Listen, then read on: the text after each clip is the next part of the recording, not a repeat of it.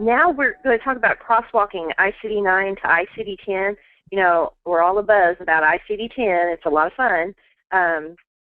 Laureen and I have actually already tested for ICD-10, and, you know, I was a little bit nervous before I started it, but hey, once you get started, it's not a problem at all, so don't get nervous. Just pay attention to the details. If you're confident in ICD-9, I don't think you'll have a problem with ICD-10. But a lot of people don't understand what it means to crosswalk in the coding. I know that when I first started, I always had no idea what they were talking about. But what you can do is if you take an ICD-9 code and you just, it converts or crosswalks to ICD-10, okay? And the same thing, you can take ICD-10 and go back to ICD-9. So some of the ones that are real common ones that I pulled out, and probably the first ones you'll learn, for ICD-10, the code I10, and it's the very first ICD-10 code I learned, is actually hypertension. But the interesting thing is when you go into one of these translators and you put in I10, 3 codes come up: malignant, benign, and 401.9, not otherwise specified, hypertension. And so what that tells you is in ICD-10, I10 covers all 3 codes, which is really interesting because usually with ICD-10, it's the other way around. For one ICD-9 code, you get 3 or more ICD-10 codes because they're more specific. But for hypertension, it actually went the other way. So let's take E11.9, which crosswalks to diabetes 250.00. So if you want to know what 250.00 is in ICD-10, E11.9. Very easy. How about we take, go the other way, ICD-9, 412. Most of you, if you've been coding, you probably know what 412, it's an old MI, and in ICD-10, it's I25.2. Okay, now, the thing about ICD-10 is that not all codes crosswalk. So V10.5, a personal history of cancer of a urinary organ, there's not an ICD-10 code for that. And that is because the history codes aren't the same in ICD-10 as they are in ICD-9. The same as E-codes are not in ICD-10. The information is incorporated into existing codes. So I think if we scan down just a little bit more,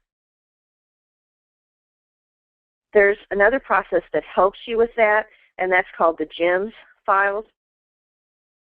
And it gives you a list of ICD-9 and ICD-10 codes and the attributes of the mapping between the 2 code sets.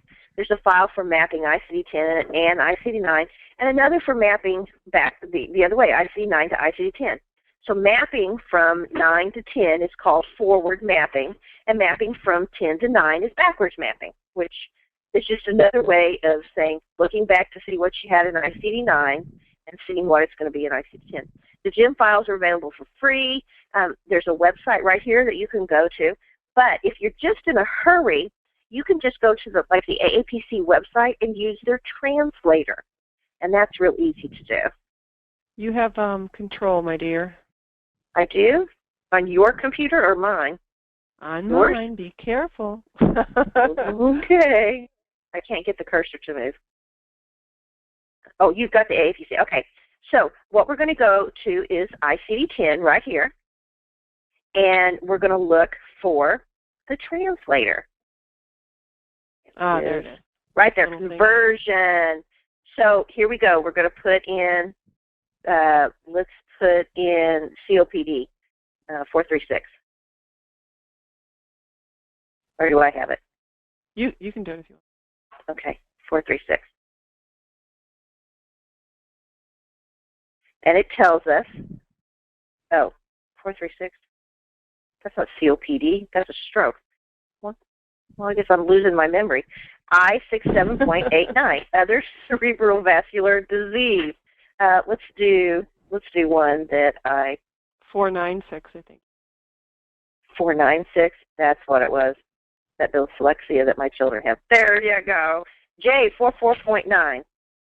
Okay, so now let's say I want to use an ICD-10. I can put in, and your ICD-10 start with a letter, so S42.29, I think. It might be 7. Let's see what that is. Let's do it with a fracture. It's going to be on another slide. Okay, code not found. But let's just try this. It's not, no, okay. Put in I10, because that's the first one I memorized. And someone asked if you're doing CM or PCS. This is just CM. Correct. Yes, not PCS. This is CM. Now, there are trackers for that, excuse me. And so there we go. See, there's the 3 that, actually there's more. Look at that. Malignant hypertension. Look, it's just repeating them. Yeah. Okay. Why do I repeat it? So it's really not difficult. If you come across one, or if you're just curious, jump in there and start looking around. Because not everybody can afford the $80 or so for the draft, the ICD-10 draft. But if you can, get one.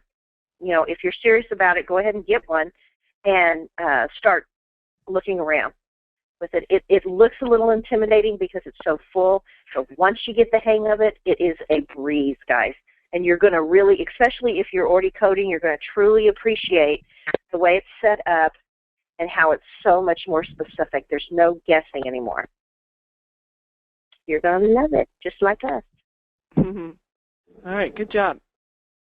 Get more CPC exam tips, coding certification training, and CEU credits. Go to www.codingcertification.org.